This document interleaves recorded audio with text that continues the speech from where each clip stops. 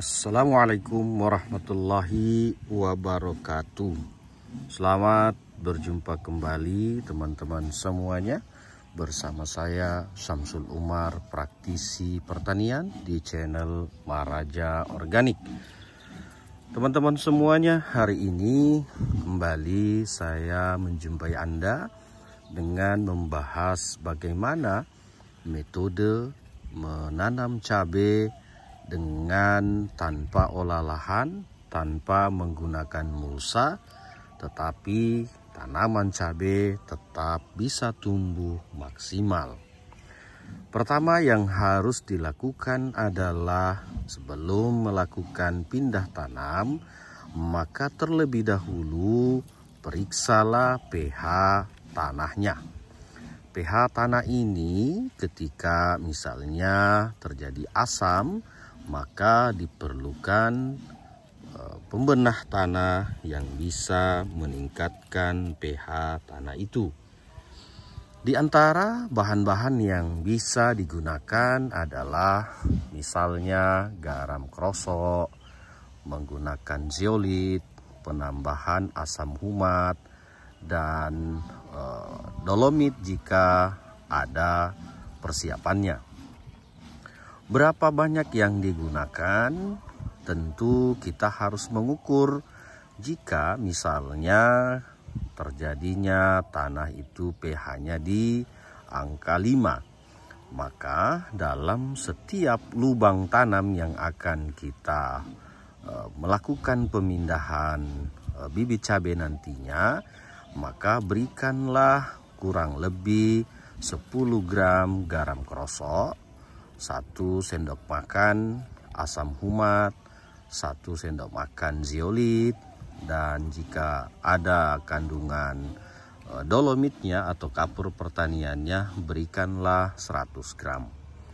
Ini dilarutkan bersama dengan 1 liter air, lalu dikocorkan ke media tanam yang akan kita tanami cabai. Biarkan hasil kocoran itu untuk dapat meresap ke dalam tanah selama kurang lebih 1 hari, 2 hari, maksimal 7 hari. Setelah melakukan itu, maka biarkan tanah tetap terbuka, lubang yang sudah disiapkan tetap terbuka agar oksigen pun masuk ke dalam tanah, lalu terjadilah oksidasi di dalamnya. Sebelum melakukan pindah tanam, maka cek kembali pH tanah tersebut untuk memastikan bahwa pH tanah sudah netral.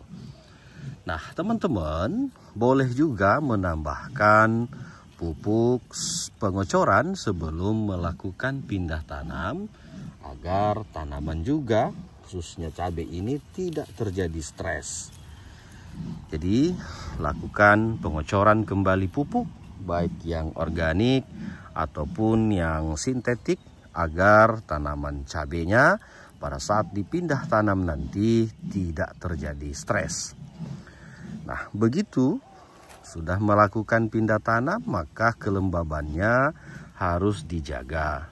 Karena pada saat kondisi itu tanaman cabai menghendaki kelembaban tinggi untuk memancing akar barunya agar nantinya bisa terjadi pertunasan. Setelah 1 minggu sudah melakukan pindah tanam, maka sebaiknya lakukan pengocoran kembali kandungan-kandungan yang banyak mengandung unsur-unsur mikro. Misalnya berikan tambahan-tambahan zeolit, tambahan-tambahan asam amino, ataupun vitamin B1 agar stres pada tanaman cabai ini bisa cepat pulih. Karena begitu stresnya sudah hilang, maka tentu tunas baru atau pucuk baru akan segera muncul.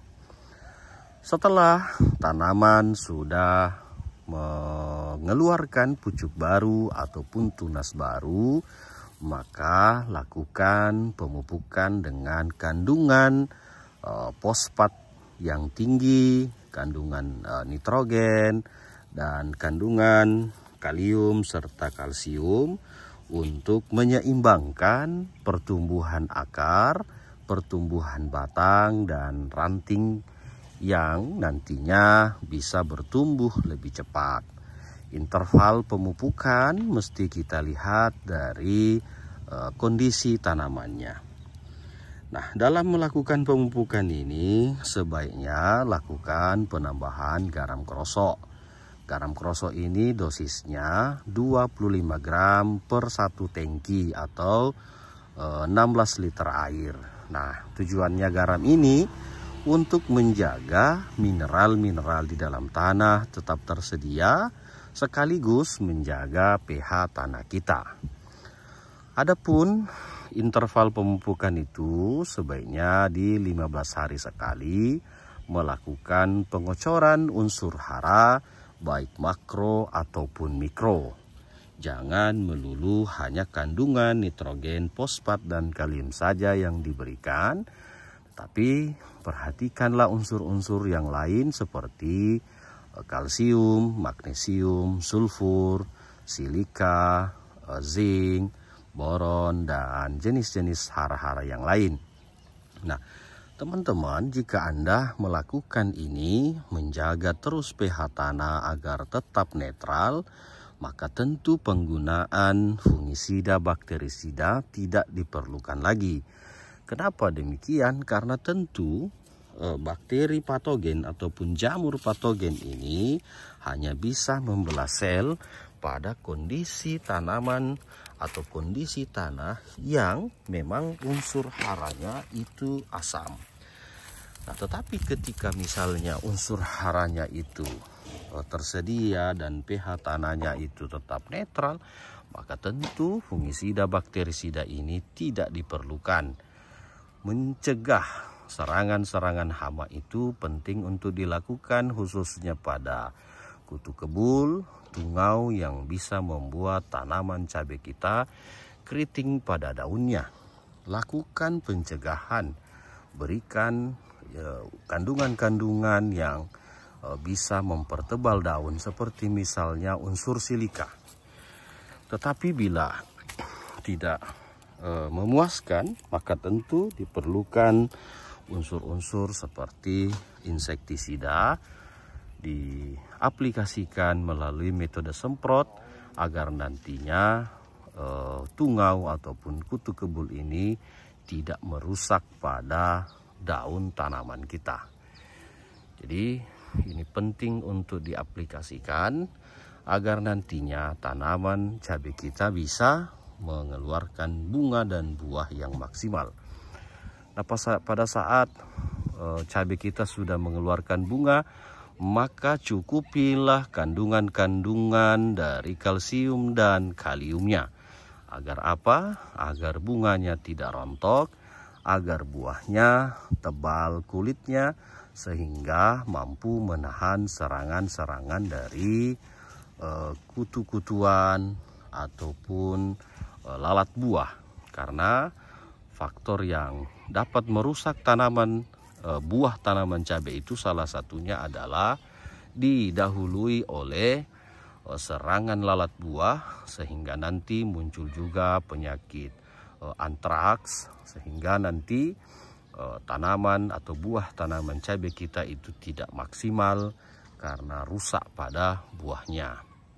Itulah upaya-upaya yang penting untuk kita lakukan agar tanaman cabai kita nantinya bisa tumbuh maksimal. Selalu jaga pH-nya dengan penambahan pembena tanah, asam humat, garam krosok, zeolit, dolomit ataupun kapur pertanian agar tanaman cabai kita bisa maksimal pembuahannya dan pada akhirnya dipanen dengan riang gembira. Begitu teman-teman ulasan singkat dari metode penanaman cabai dengan SOP Maraja. Silakan gunakan pembenah tanah atau pupuk yang ada di daerah Anda dan harganya murah. Jangan terpatok pada harga yang mahal karena harga yang mahal pun tidak ada jaminan kualitasnya maksimal. Terima kasih. Assalamualaikum warahmatullahi wabarakatuh.